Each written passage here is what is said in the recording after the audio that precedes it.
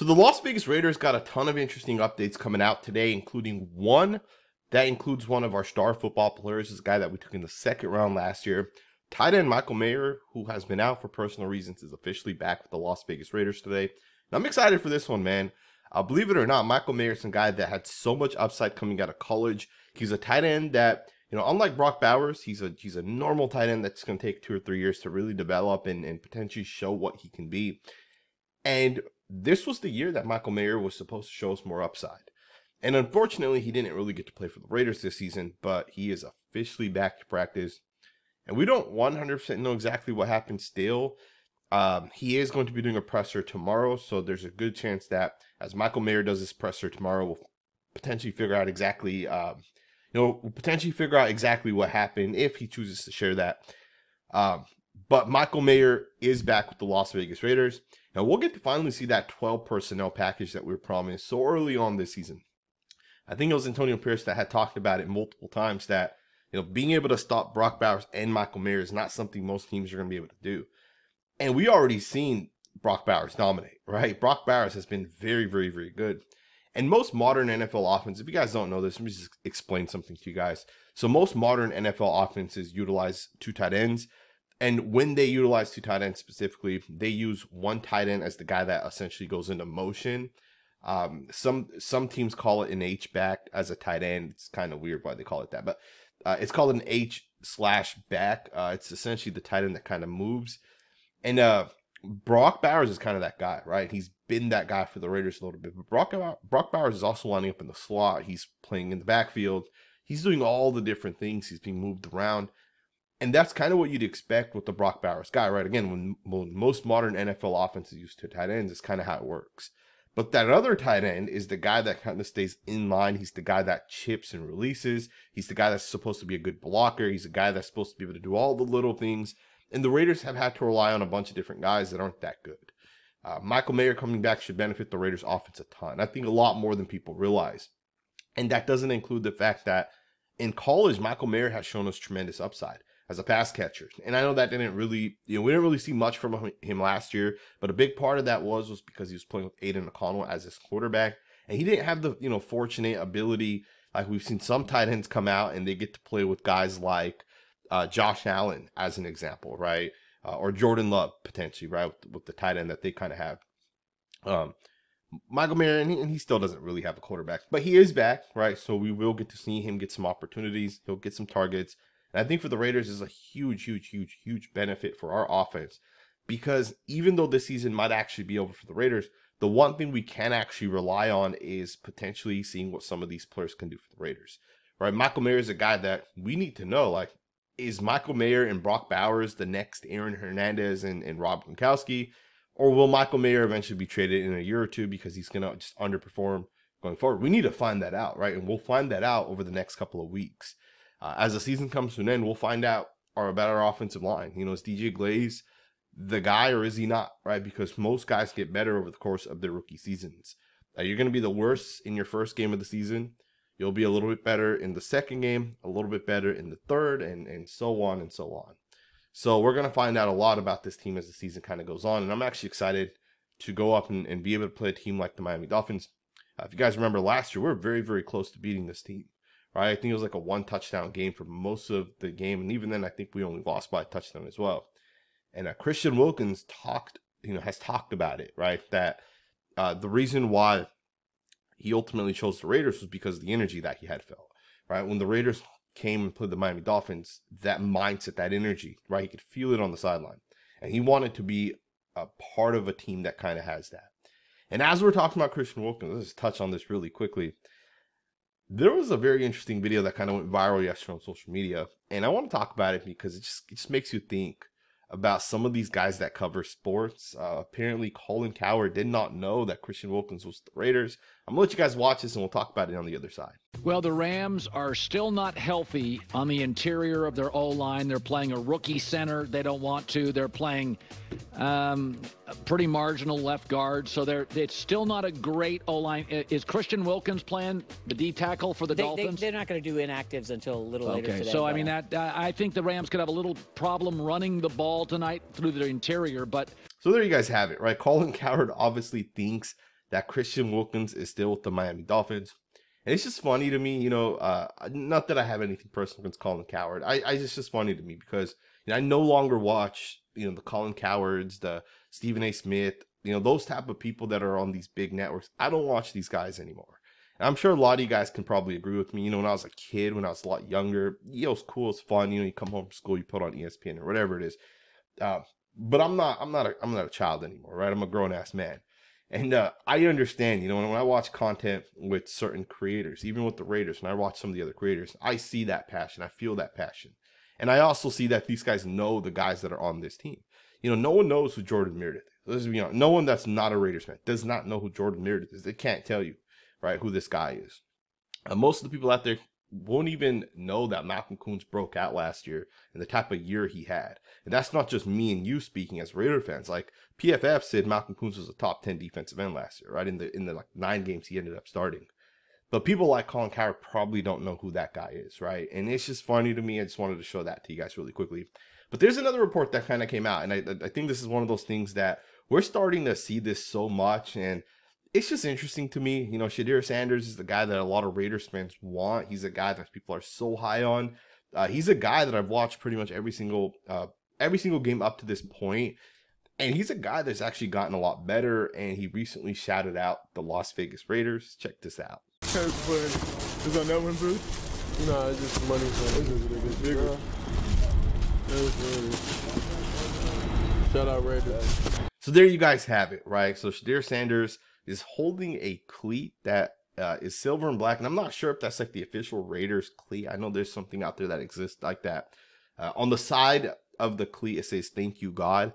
And he says shout out to the Raiders. So I'm going to make the assumption that the Las Vegas Raiders sent not only Shedeur Sanders, but maybe some of his teammates, maybe all the teammates, cleats, which is pretty cool if that is the case. Don't really know the storyline behind that, but Shedeur Sanders did shout out the Las Vegas Raiders, and it's kind of gotten people excited about Sanders potentially coming to the Las Vegas Raiders. Now, obviously, most of us can agree that the Raiders need a quarterback going into next season. There's just no way the Raiders don't bring a quarterback in. In fact, if there's one thing that's going to benefit the Raiders more than anything else, it's getting that quarterback. Right? Of course, you got to get an offensive coordinator. You got to get that play caller that can really make a difference. But you got to have a quarterback as well. And it's kind of interesting because, you know, Shedeur Sanders is quarterback one for a lot of people. But the NFL scouting community does not 100% agree with that, right? Right now, Cam Ward's the guy that's getting the most QB1 hype among NFL teams, among NFL scouts. And Shedeur Sanders right now is, a lot of people have him as number 2. Some people have Jalen Milroe ahead of Shedeur Sanders as well. We're not really sure how it's going to end up shaping out, right? We don't know which guy is going to end up becoming, you know, the QB1. And you know what's an interesting thought that I recently had is, you know, what if Shedeur Sanders and Jalen Milroe and Garrett Nussmeier and all these other quarterbacks, what if all these guys end up having round 2 or round 3 grades? What if the Raiders end up saying, hey, you know, we have the 8th overall pick and there's no way we're able to move up to 1 and Cam Ward's already off the board?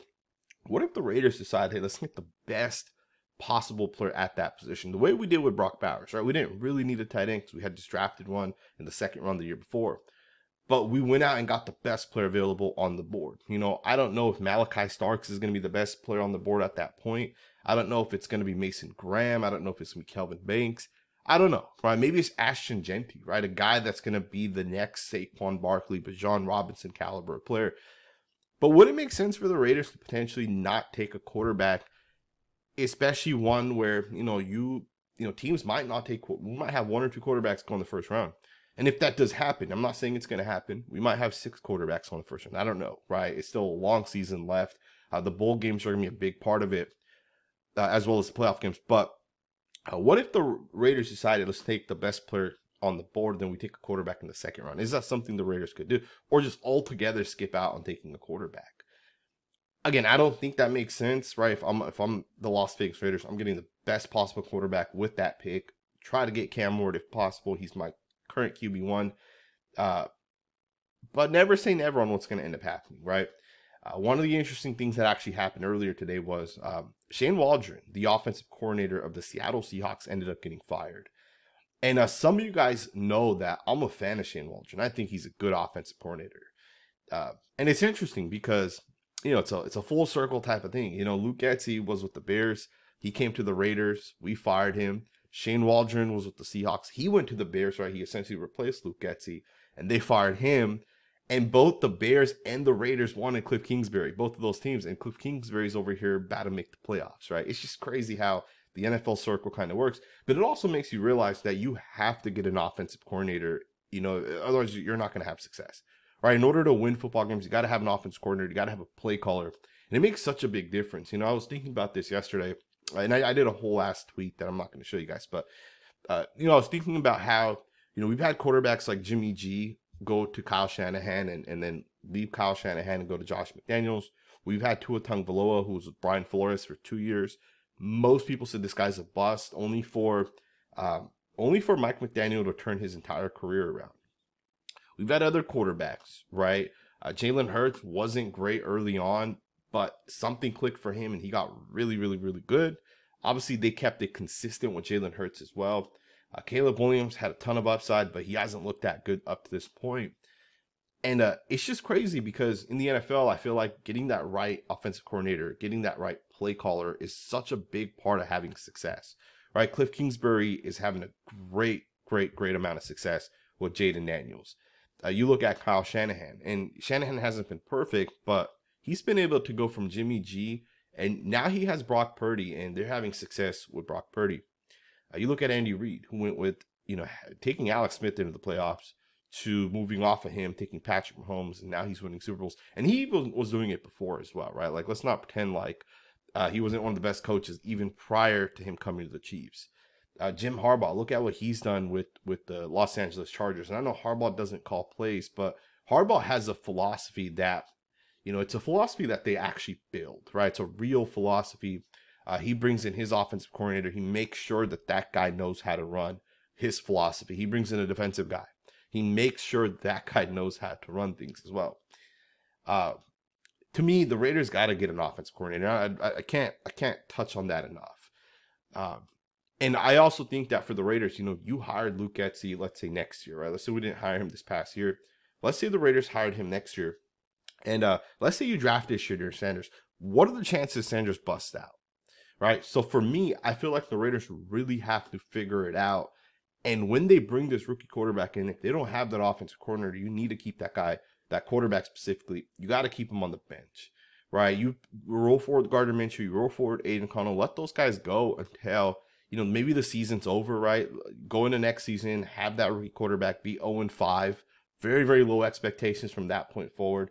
And then you switch to that rookie quarterback. Don't go in the same way Anthony Richardson was kind of tossed in there, the same way Caleb Williams was tossed in there. Bryce Young was another guy. It really hasn't worked out for some of these guys.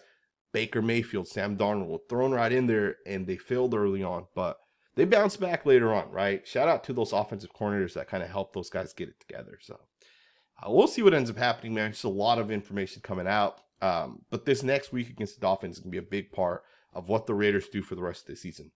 Right now, we have the 5th overall pick, if you care about the NFL draft.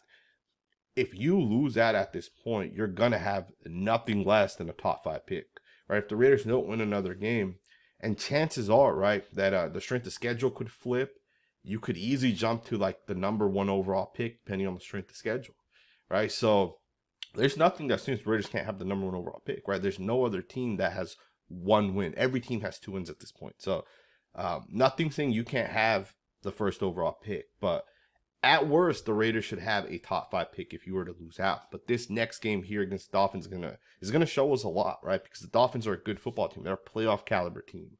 They just came off a huge win against the Rams. If you win this one, and let's just say the offensive coordinator is actually good. Let's say Scott Turner is actually good. I want to remind people really quickly.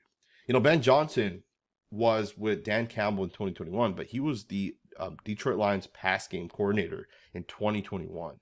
The Dolphins, or the Lions, started 0-11, and after starting 0-11, Dan Campbell fired Anthony Lynn, who's the offense coordinator at that point, and he promoted pass game coordinator at that time Ben Johnson to the offensive coordinator. They won 3 of the next 6 games in 2011, and then in 2021. In 2022, Ben Johnson wins 9 games. 2023, he's the best offensive coordinator in the NFL, and now everybody wants him in 2024, right?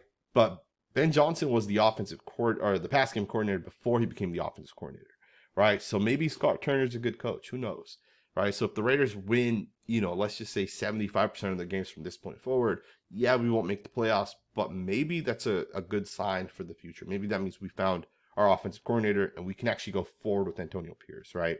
So we'll see what ends up happening. I know everybody wants a quarterback, but never say never, man. Guys may not even work out, right? Really don't know who's going to be good or not. I'm glad though that Michael Mayer's back. I want to know what you guys think, man. Do you guys think it's going to actually impact this team? Let me know in the comments below. Thumbs up, subscribe, and I'll see you guys next time with another video.